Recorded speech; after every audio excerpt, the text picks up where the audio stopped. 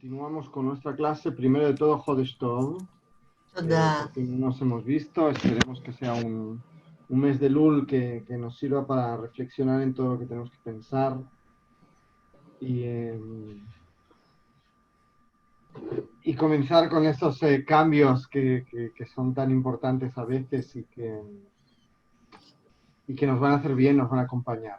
Bueno, la semana pasada estudiamos sobre el Netziv y fijaos, justamente lo convocamos a nuestra clase y en Shaharit, en el periódico Haredi de edición digital, sacaron en lo que es el editorial, el de Bara Ma'arechet, precisamente sobre el Netziv. sobre el Netziv, y contaban aquel relato o generan un relato sobre algo que yo os comenté, sobre aquella supuesta dificultad para el estudio que tenía el Netziv en una edad temprana. Ahora, fijaos cómo se genera y se refuerza un mito, ¿ok? Porque sinceramente, si leemos libros de Halajá, no vamos a encontrar muchas respuestas del Netziv, ¿ok? Vamos a ser sinceros. Se nos comenta que él era una persona de verdad que escribía respuestas, y existen colecciones de respuestas suyas importantes, o en una cantidad importante, pero no es, en muchos jugim no es un referente, ¿ok? No es un referente, digamos, no es una persona tan mencionada como lo puede ser el Hatam Sofer, ¿ok? O tan referenciada, o como lo puede ser el Hafetz Haim, que vamos a estudiar sobre la semana próxima. Él tenía otro tipo de influencia, ¿ok? Ahora, de nuevo nos hablan sobre el Netziv y dicen Seudat Todaya al Shumma. Así llamaron al texto que escribieron. Dice, Kasher Netziv, Mivalojin, Otzi לאור את ספרו העמק שאלה, זאת אומרת על השאילתות, שהוא כתב על שאלות ותשובות, עשה משתה והזמין אליו כמה תלמידי חכמים. הוא הזמין אנשים לבוא אל הבית שלו, לאכול סעודה.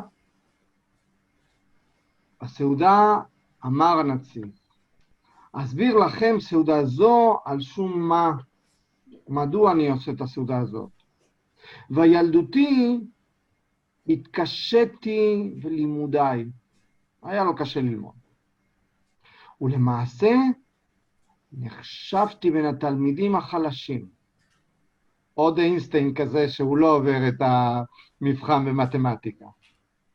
יום אחד שמעתי איך שאבי מסיח את שערו בפני אמי, ואמר לה, כל ימי קיוויתי שנפתלי צבי יגדל כתלמיד חכם גדול. אולם כפי הנראה, הוא לא יקשר לזה, הוא לא יקשר לזה, בסדר. לאור מצבו הלימודי היום, ייתכן שיהיה בעל מלאכה טוב ועוסק בצורכי הציבור, אולם לא נראה שיהיה תלמיד חכם כפי שקיוויתי. אקח אותו לקצב, זאת אומרת הוא היה אמור להיות קצב, אקח אותו לקצב כדי שלפחות ילמד מקצוע, ובמקצוע הזה בו יוכל לעסוק למחייתו. כאשר שמעתי את הדברים, סיפר הנציב, נגע צערו של אבי לליבי, באותה שעה החלטתי החלטה נחושה להשתדל ולהתאמץ מאוד בלימוד התורה, מתוך שאיפה יוקדת להעלות ולהתעלות בתורה. פרצתי אל תוך החדר שבו שוכחו הוריי, הודעתי להם את החלטתי. ובאמת, מאותו יום והלך, הסתדלתי בכל כוחי, ובעזרת השם, הצלחה אכן הראה לי בפנים. אני מתאר לעצמי מה שהיה קורה אלמלא קיבלתי על עצמי אז עול תורה. אוקיי? אם לא הייתי מקבל את זה, אלמלא, אוקיי? הייתי חי כיהודי טוב, חייט או נגר, וכמובן גם הייתי קובע עיתים לתורה, אבל אתה יודע, כמקצוע שני. כאשר היה מגיע יום בו הייתי מתבקש בבית הדין של מעלה, זאת אומרת אחרי פטירתו, ונשמתי הייתה עולה לשם, היו שואלים אותי, קבעת עיתים לתורה?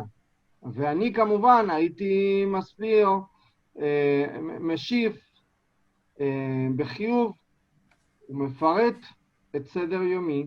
הוא היה מסביר איך הוא היה לומד כל יום תורה. הייתי אומר שתראו עוד הייתי בפרנסתי ומעשי חסד שונים. אך בשארית הזמן, כמובן, קבעתי עיתים לתורה, ואז היה הקדוש ברוך הוא מעמיד בפניי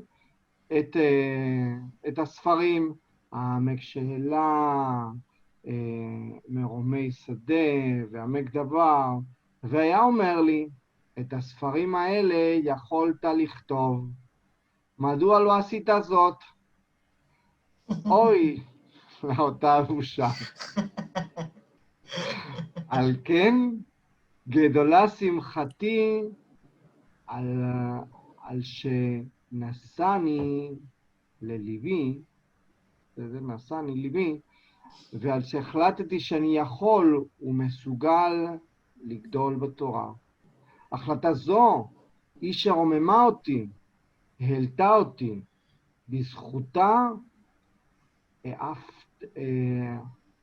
העפלתי במעלות התורה, והיא שהביאה אותי עד הלום. זאת אומרת, aquí hay como mucha moralina, ¿ok? Esto no es una cosa que se mira... Menos mal que había alguien que lo pudo grabar eso para tener en directo sus declaraciones, ¿no? Eso en primer lugar. Y sobre Ahora, todo esto, la humildad de este hombre. Me el, sorprende. no, escucha, él es bastante más humilde que Maimónides, ¿ok? Bueno, bueno, אבל, אבל, no es una forma de comparación muy, Es, sí, digamos, mismo סיפור seamos חייו, que nosotros. pero סיפור חייו זה סיפור של כל מיני אנשים, החלק הראשון. No, todo el Sipur, digamos. A ver, Sí. es evidente que es la historia de cualquier persona, ¿ok? De Sí. cualquier persona que se haya enfrentado a algún tipo de dificultad a la hora de נכון, נכון. estudiar o de desarrollar algún tipo de idea Sí. y que decide tomar en sus manos esta cuestión. Ahora, lo que está muy claro es que el Netziv es una figura en alza, ¿ok? O sea, sé que alguien trata de poner aquí, utilizar su ejemplo para educar. Ahora, fijaos, no solamente dice, y en el caso de que no hubiera sido un gran rabino como soy, ponen en su boca estas palabras. No es el Netziv que no es modesto, Eddie.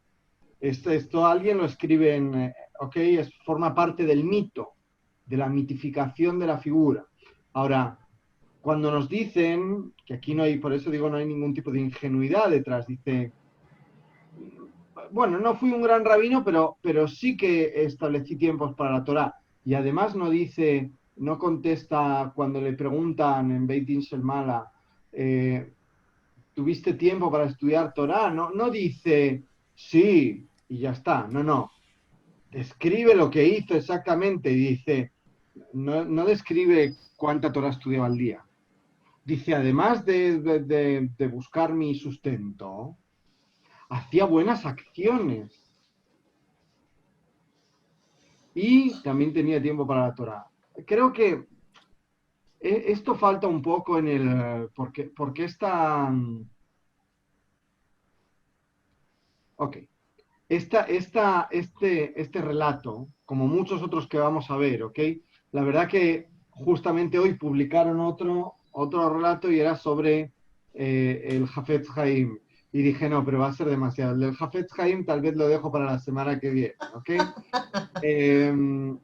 Me pareció curioso el decir, fíjate, después de tanto tiempo todavía siguen publicando este tipo de cosas. Qué importante es tener referentes y construir un diálogo mítico, porque al fin y al cabo, aunque desde la perspectiva del movimiento reformista, ¿no? Está todo lo que es el estudio académico, etcétera, etcétera, se ha olvidado un poco el mito, la mitificación, ¿ok? Sin caer en Abodat Lilim. No estoy hablando de convertirse en organizaciones que publican una foto de su rabino así salvando al universo. Eh, y de decir que era el Mesías, porque entonces ya no salimos del judaísmo. Pero sí que creo que falta un poco esa mirada hacia los mitos dentro de los movimientos más liberales. En Sí, yo esa Argentina, pregunta se la hice a Roberto Gretz el otro día cuando se me materializó acá en mi living, porque él sí. hace eso, y me dijo que sí, que con él lo podíamos hacer. Y después Ah, ok. desapareció, Bueno, entonces ya como está. suele hacer él. Ya lo tienes entonces. Ya tienes un mito. Solo tienes que expandirlo. Se me apareció en casa y me dijo, Sí. pero busca algo interesante, ¿ok? Una idea así como buena y que además le genere una buena reacción en las personas. O sea, que les enseñe algo Ahí, positivo. Eli, ahí entró Es lo que Pablo, hacen ¿eh? aquí, es lo que hacen aquí intencionadamente con el Natsir. Eddie. Sí, no, te avisaba que ya entró Pablo. Ah, perfecto, gracias. Gracias. Bueno, entonces vamos a continuar y hoy pasamos a otra persona o a otro rabino que tiene una gran importancia. Eh, es el referente, posiblemente el referente más importante, aparte del Rab Ovadia Yosef, ¿ok? Eh, para el judaísmo de Bagdad, para el judaísmo bagdadi, para el judaísmo del mundo de Babel, ¿ok? De Irak. Eh, y además es un referente importante debido a que fue muy próspero en cuanto a su escritura y por lo tanto se convirtió en un referente importante en todo el mundo. Eh, y por su capacidad de nuevo de integrar, como hablábamos el otro día con Abdala, la capacidad de integrar el mundo o la modernidad dentro del mundo judío, sin necesitar de rechazar ninguno de los dos. ¿Ok? Ahora, el Ben Ish Hai es un referente estudiado y no suficientemente investigado todavía. Con el tiempo va a ser más estudiado y se van a conocer más sus escritos. De momento hay quienes lo conocen y que lo comienzan a conocer y se sorprenden y dicen, wow, había un rabino en Bagdad que permitía utilizar la bicicleta y que permitía no sé qué. Bueno, eh, todavía no conocen a Abdala, que era todavía más revolucionario, porque como era más mayor o anterior, podía permitirse sin que nadie le llamase la atención decir lo que le parecía de verdad y no lo que los otros querían escuchar, con el miedo a que le digan que no es suficientemente judío o que es un reformista. Él no tenían esos miedos, tampoco el Ben Ish Hai. No existía eso en su mundo. ¿Ok? Ahora, fijaos, Ben Ish Hai, de nuevo, otro descendiente de una saga rabínica, una saga rabínica bastante más modesta que la ascendencia de Abdala, que provenía de Rabenu Nissim, pero de una saga rabínica.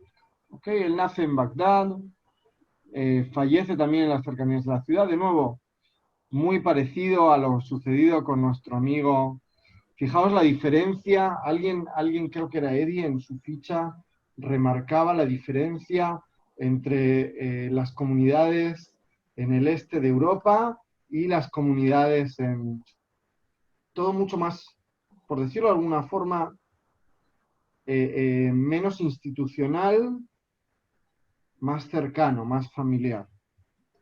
Y por eso no sucede eso de que de repente el rabino se marcha de una ciudad y se marcha a vivir a 10.000 kilómetros de su casa o a 1.000 kilómetros, sino que continúan en el mismo, a pesar de que el ámbito de influencia, dijimos, es un ámbito de influencia enorme. O sea, son 2 continentes, posiblemente 3. Ahora, a él le toca vivir años francamente complicados, con un cambio vamos a decirlo de una forma, cambio de soberano, por decirlo de alguna forma, ¿ok? Porque evidentemente la zona está en primer lugar bajo la influencia del Imperio Otomano, por lo tanto es una colonia, por llamarlo de alguna forma, del Imperio Otomano, y pasan a ser una colonia del Imperio Británico, lo cual no es mucho mejor, es exactamente igual. La diferencia es que en el Imperio Británico se utiliza a las minorías, enfrentándolas entre ellas. El ejemplo claro lo tenemos en la partición de la India y lo tenemos también muy cercano en otras particiones que conocemos y que nos afectan, cómo se hace una manipulación torticera de las minorías, y esto es habitual y esto sucede en todas partes. También lo hace el Imperio francés en el norte de África, por cierto, el colonialismo francés funciona de la misma manera y genera de verdad bastante disgusto o una cantidad de disgustos bastante importante en las comunidades judías, porque son afectadas siendo una minoría por todo este proceso de colonización. Ahora, fijaos parte del mito, ¿verdad? Lo que decíamos antes.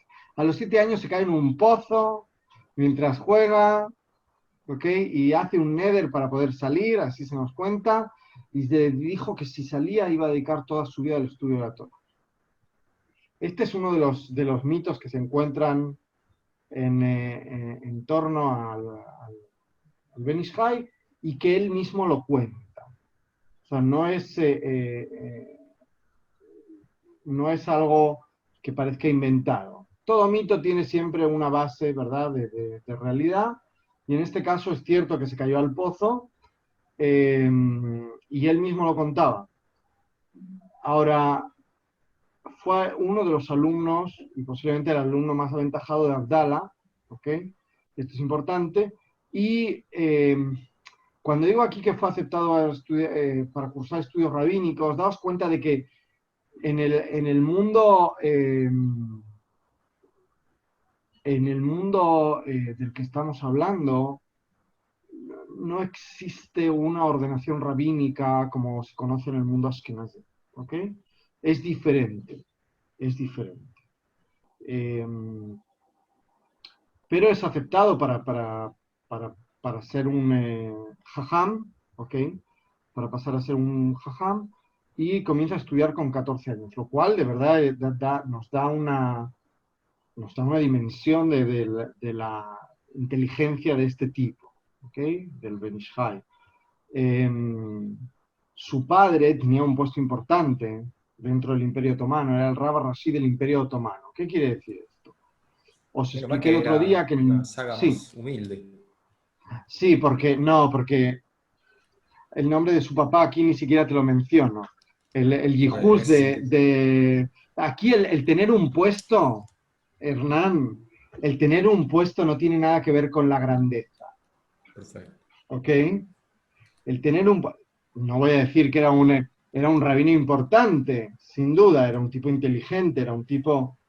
Pero no es lo mismo la Bien. grandeza que el ser el dueño del puestito, ¿ok? Eh, es más, posiblemente conocemos rabinos que tienen puestito o puestazo y a lo mejor conocemos otros rabinos que intelectualmente les dan 400.000 vueltas. Cada uno tiene una ocupación distinta, ¿ok? Cuando hablamos de grandeza, no hablamos de poder, al menos yo. Cuando hablo de grandeza, no hablo de poder. No, no, no. Sé que en cada país culturalmente hay como una visión de la grandeza del otro y que se genera una serie de mitos en función a una serie de... Hay sitios donde es en función del poder, hay sitios donde... Bueno, aquí en este curso nosotros estamos más centrados en... Entonces, es cierto que el padre tenía un puesto importante, Rab Rashid del Imperio Otomano. Porque ¿cómo funcionaban las cosas en el Imperio Otomano? En el Imperio Otomano, que luego los británicos, por cierto, en su colonización, como cualquier colono, lo asumen, adoptan esta estructura y es la misma estructura que se sigue conservando en Israel hasta el día de hoy. ¿Ok? ¿Qué es lo que sucede? Que dentro del Imperio Otomano, eh, eh, todo lo que tiene que ver con la afiliación religiosa tiene una gran importancia, ¿ok? Así como lo tenía en otros países, también en el Imperio Otomano. Ahora, en el Imperio Otomano lo que sucede es que se designa una persona que es responsable de cada confesión religiosa.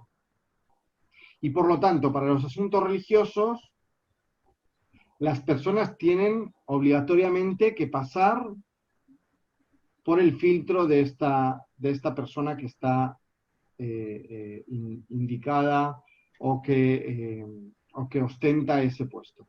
Os vais a dar cuenta, o sea, hay una serie de requisitos que tiene que cumplir también esta persona. Tiene que ser nacida en el lugar, etcétera, etcétera, etcétera.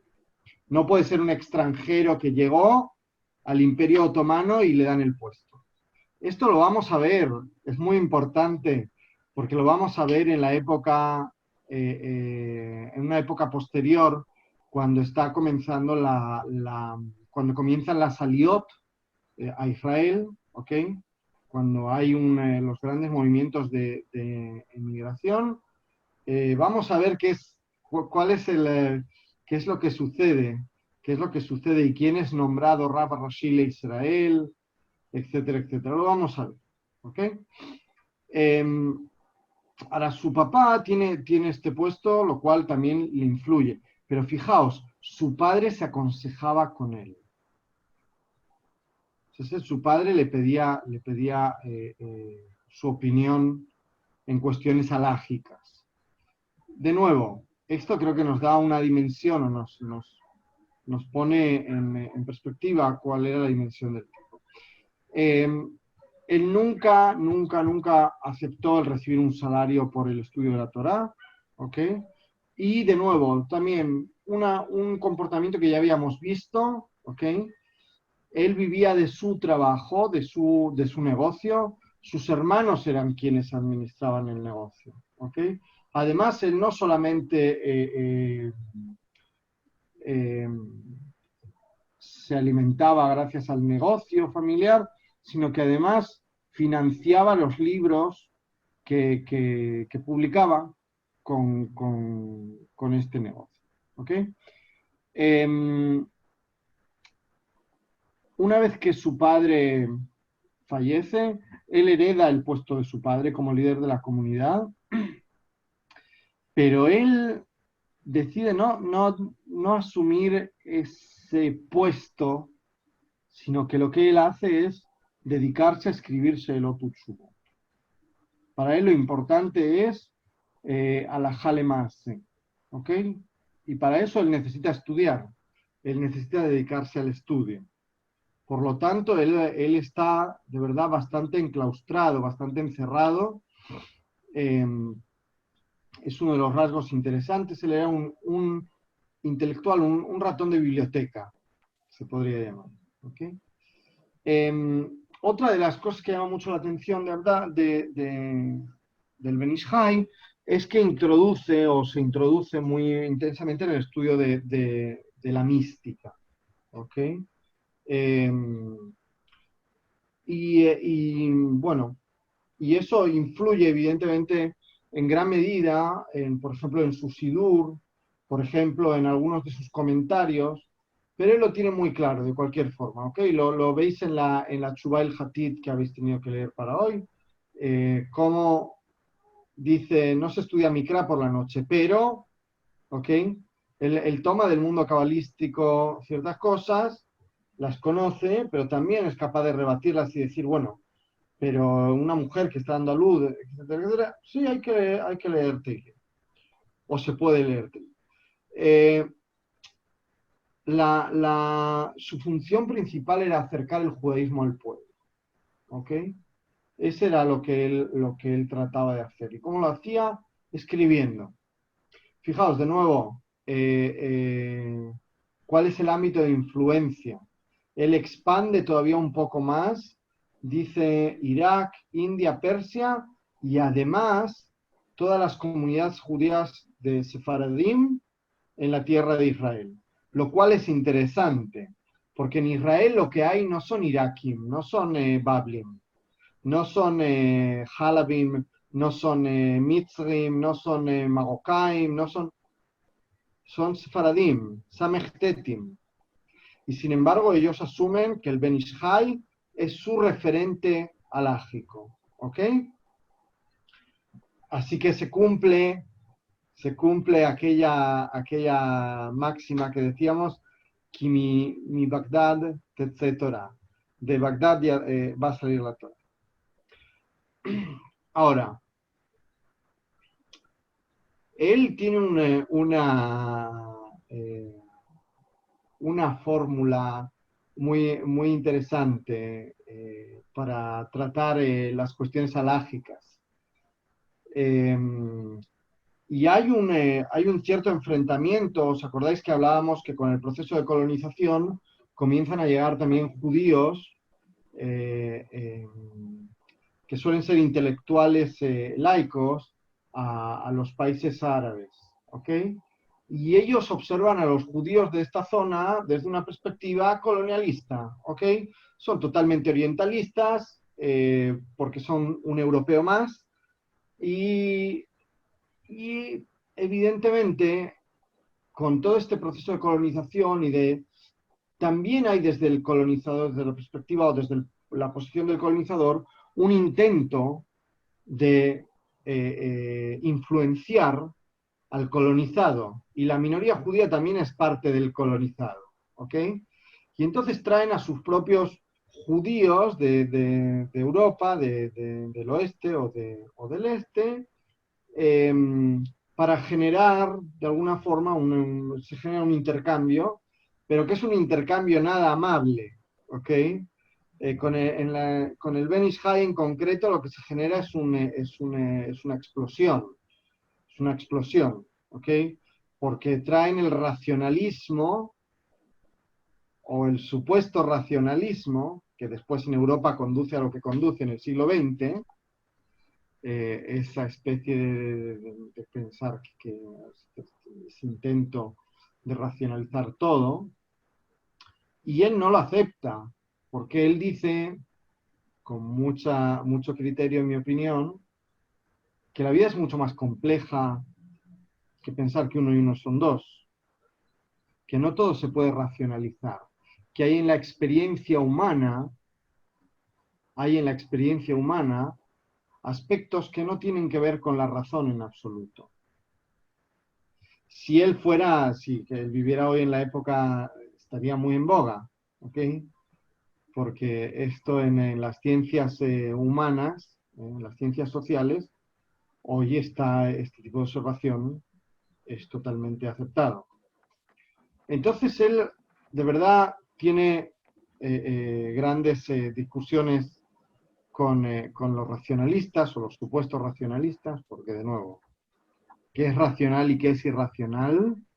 Tiene que ver también con esa perspectiva del orientalismo, ¿no? El oriental es irracional cuando el occidental es racional. Aquí de verdad hay algo muy, muy interesante.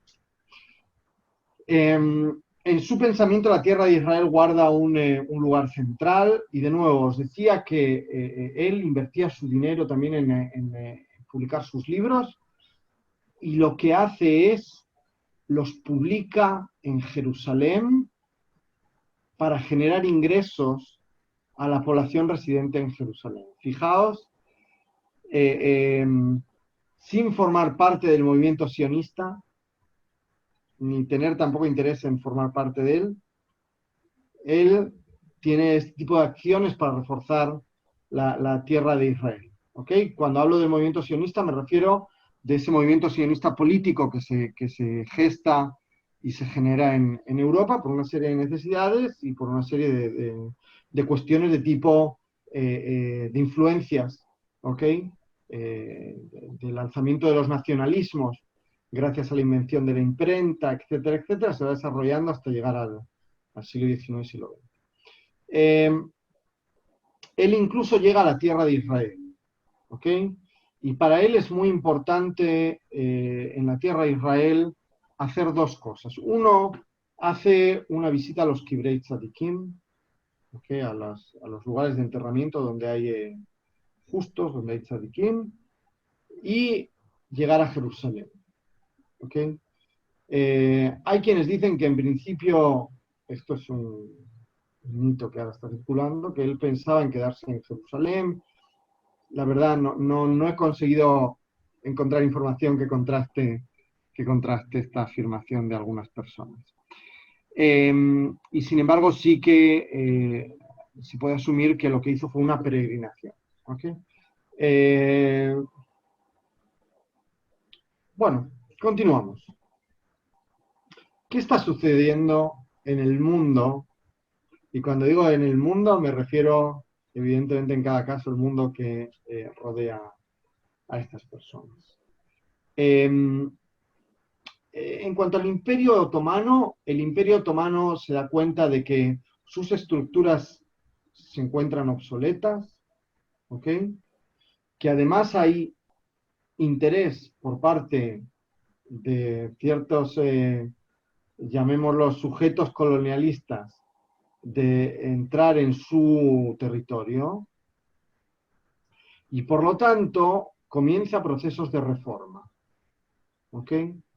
Es un tema súper apasionante, la reforma del Imperio Otomano.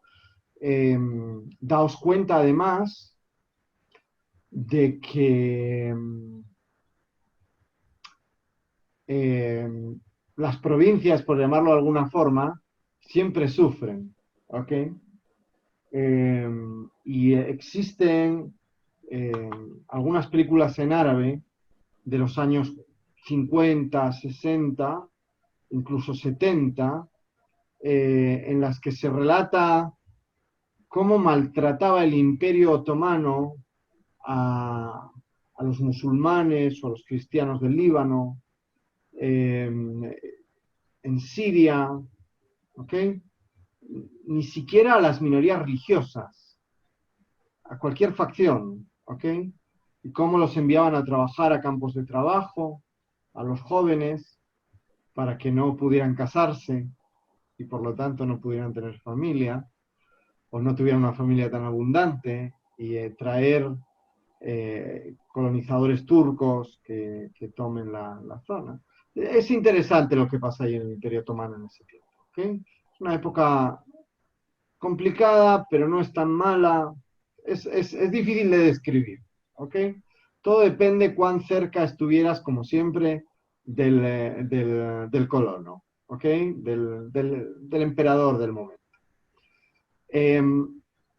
Hay evidentemente durante el tiempo en el que se encuentra el Ben Ish Hai en activo, comienzan a suceder cosas, o ya estaban sucediendo, ¿no? Desde la Edad Media, pero hay movimientos de población judía desde Rusia y desde los países de Rusia, Polonia, etcétera, hacia la tierra de Israel, ¿no? Y además, esto genera algo en las comunidades locales, porque ya había judíos en Areia Kodesh, ¿no? En Sfat, en Tiberia, en Jerusalén, había ya judíos que estaban residiendo. Y la llegada de otros judíos que son tan distintos también genera algo en las comunidades.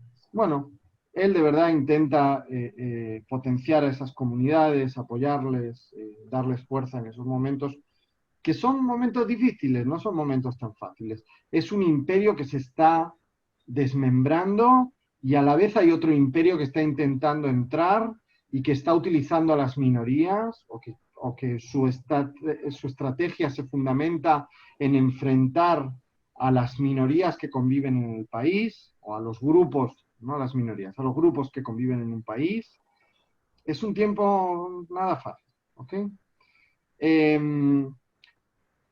Es el momento también en el que hay que tenerse en cuenta, si bien el intelectual tiene un estatus elevado en Europa, y desde la perspectiva orientalista esto no cabría esperar, el estatus de los sabios en los países islámicos es de verdad, son parte de la corte imperial, ¿ok? Tienen un estatus muy elevado. Y esto pasa en todos los países islámicos.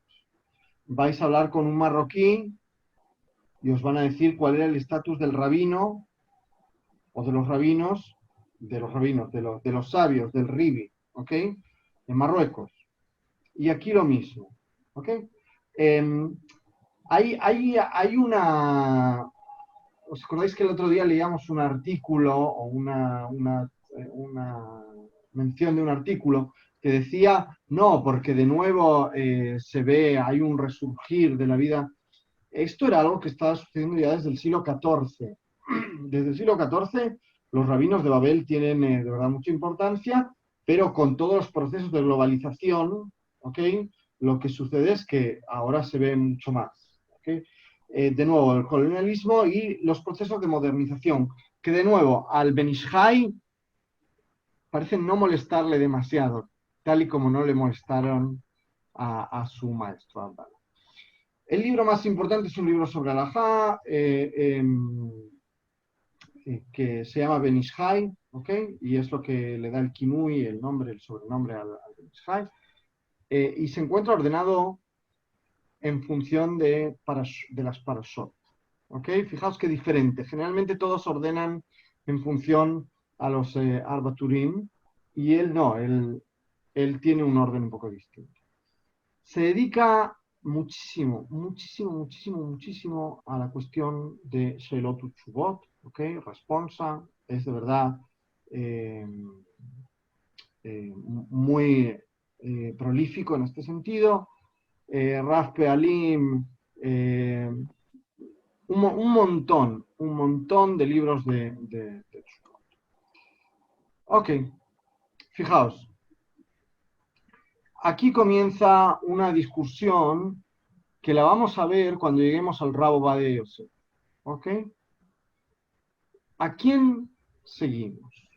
Se pregunta el Ben Ish Chai. Y fijaos qué respuesta da, que es interesante. Dice, es sabido que nos conducimos por las directrices de Marán del Shulchan Aruch, de bendita memoria. O sea, Yosef Karo es nuestro referente, tanto en lo correspondiente a Kashrut, Dinei Isur, como lo correspondiente a la vecindad, a daños, robos, adquisición, Dinei Mamonot. Excepto, o sea, si todo lo hacemos como dice el Shulchan Aruch de Yosef Karo, excepto en aquellos asuntos que sabemos que se extendió en nuestra comunidad la costumbre del Ramá.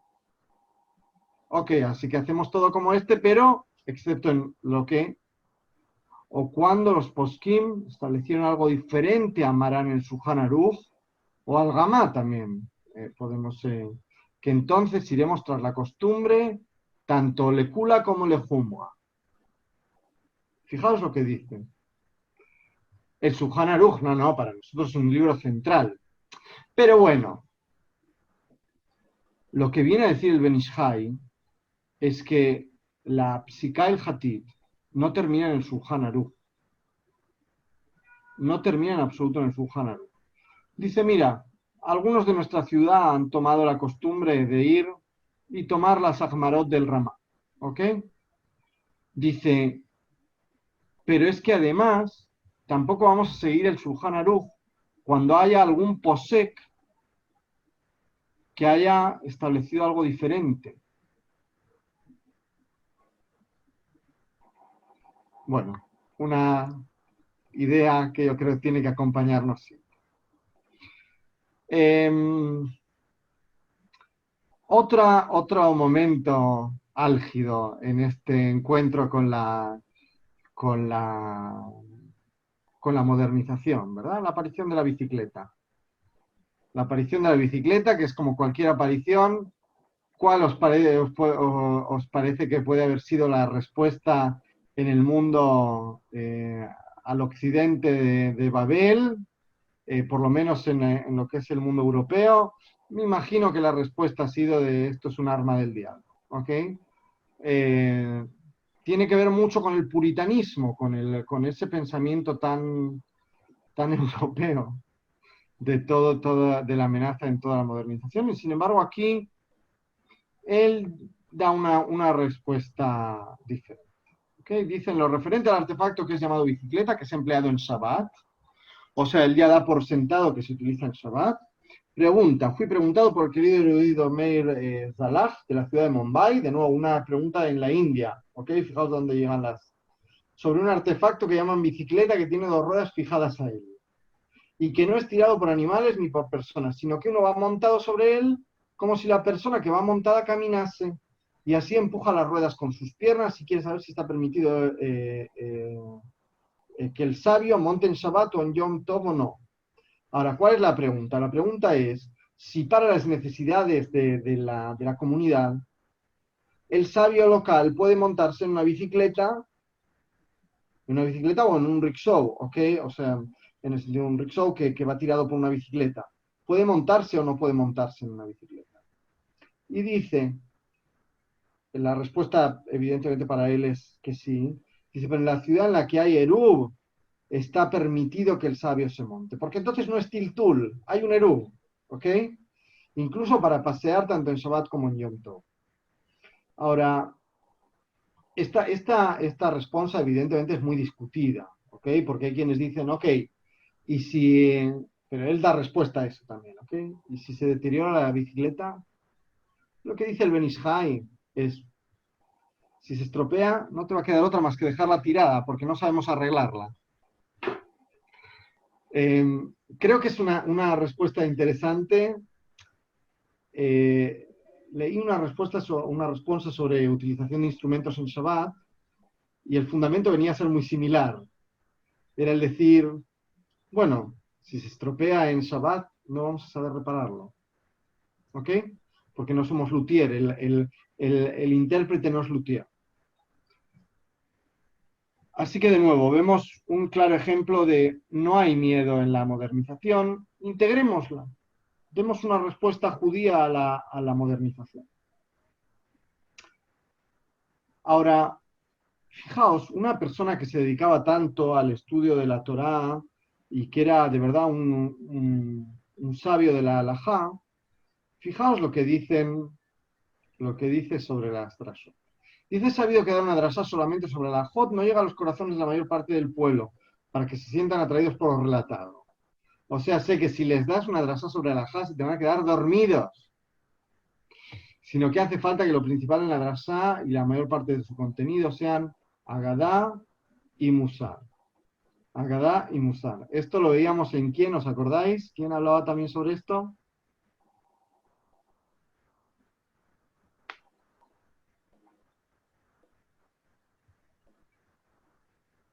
Todos aquellos que traían una cierta reforma, ¿ok? Esto lo vimos evidentemente en Geiger, pero también lo hemos visto en Frankel, lo hemos visto, ¿ok? Y creo que es interesante. Y de tanto a veces que hemos pensado que dar una drasá sobre la J aburre a la gente, se ha pasado al otro extremo, ¿ok? De no dar ninguna drasá sobre Alajá. Yo creo que hay que combinar un poco y un poco, porque también es interesante. Por lo tanto, él lo que recomienda hacer son utilizar alegorías y relatos, mitos, ¿ok? Relatos, cuentos y también adivinanzas, hidot. El Ben Ish Hai es además un claro exponente sobre o de la capacidad de los rabinos, de los sabios del mundo de los países islámicos para ser lo que se dice un Ish Eskolot, ¿okay? Una persona ilustrada en muchos ámbitos. Uno de ellos es su capacidad para escribir en hebreo, ¿ok? Escribir piutim. Y él escribe un montón de piutim. Hay cantidad de piutim del Ben Ish Hai. Vamos a ver si puedo agrandar un poco porque no consigo ver demasiado. No.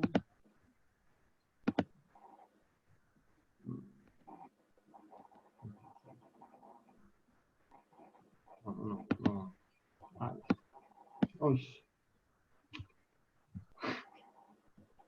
Ok, perdonadme un momento porque no sé qué hice. Vamos a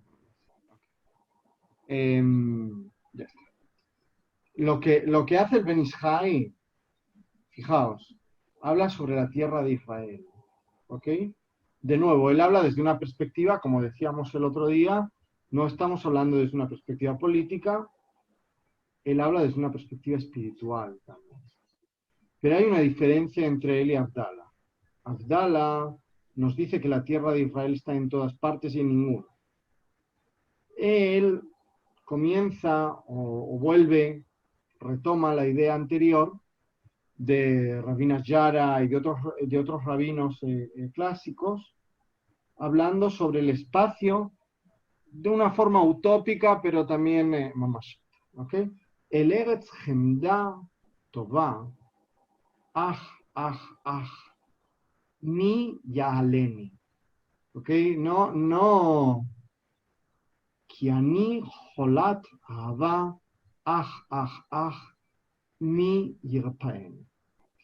Este piute es súper lindo. A mí me gusta mucho cuando lo cantaban en el Beta Knesset, como el recuerdo ese de el Eretz Gemda Tová, mi Yaaleni. Es una cosa muy linda. Ahora, lo que hace el Ben Ish Hai es de verdad demostrarnos que era un tipo muy formado, que además tenía la capacidad de dedicarse a varias cosas y de hablar varios idiomas.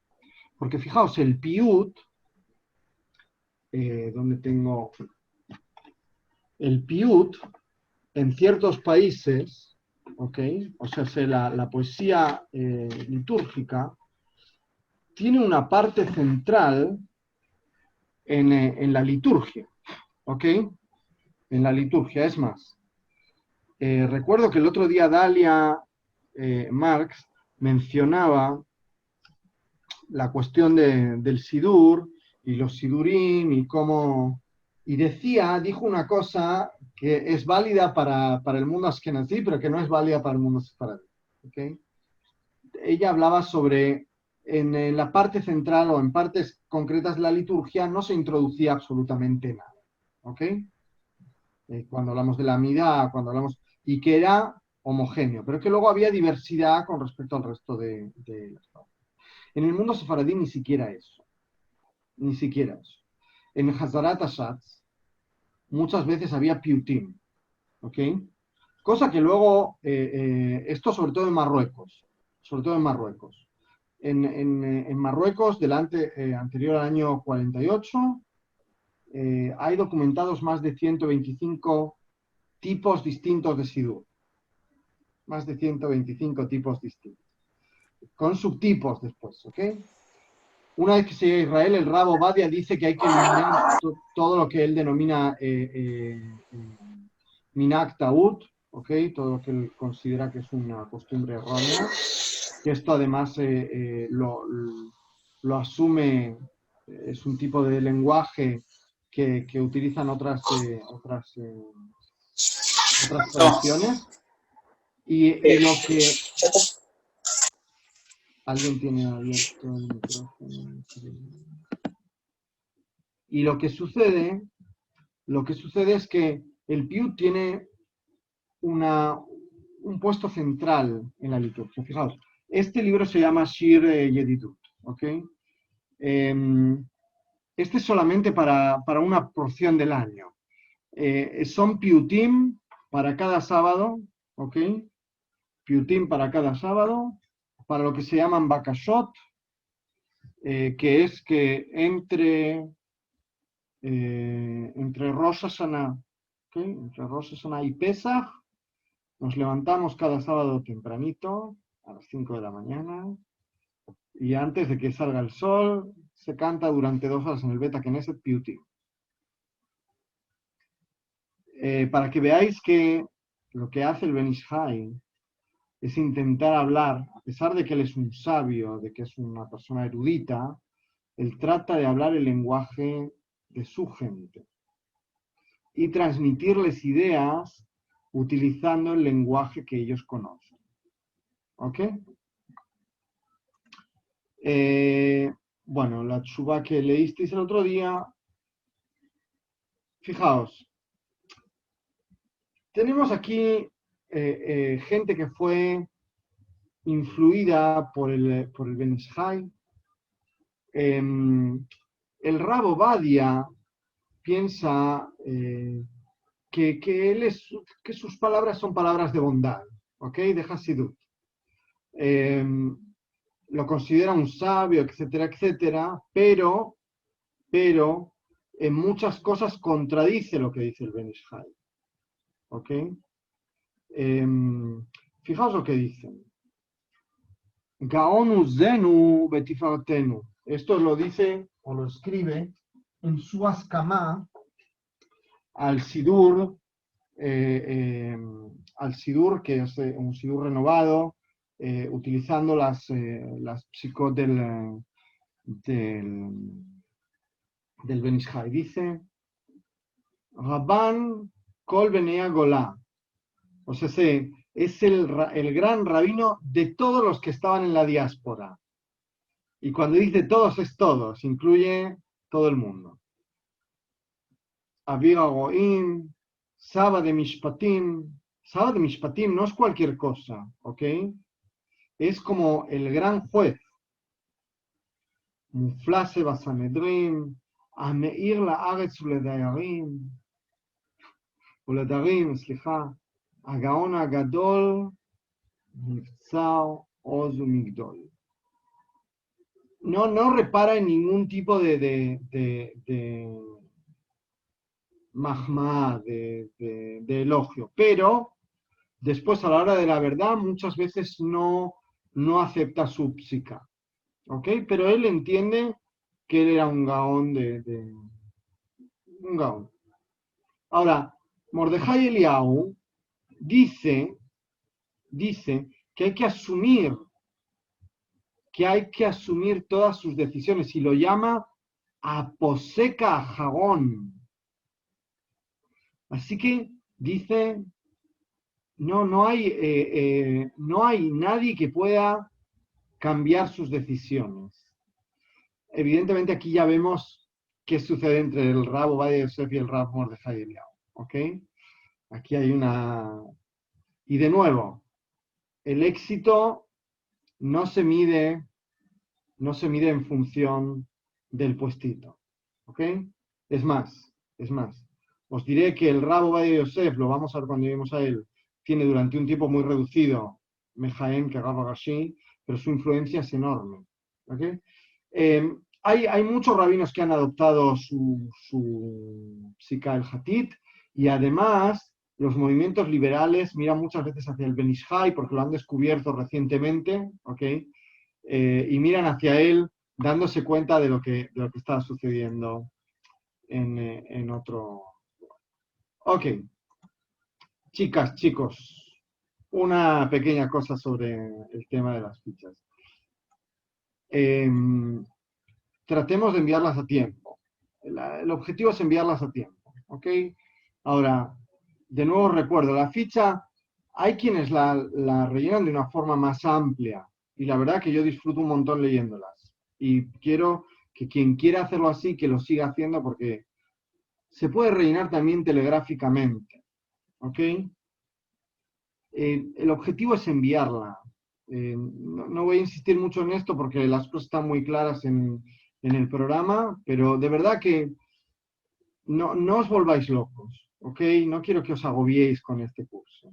Quiero que lo podáis disfrutar, que podáis leer tranquilamente la bibliografía, y si queréis completar con la bibliografía complementaria. Esta semana, además del Ben Ish Hai, tenéis,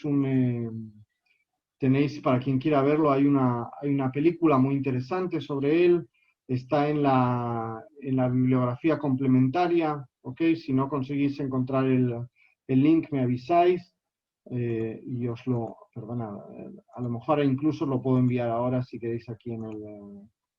No soy capaz, no sé qué he hecho, pero solamente amplía o reduce esto. Ahora.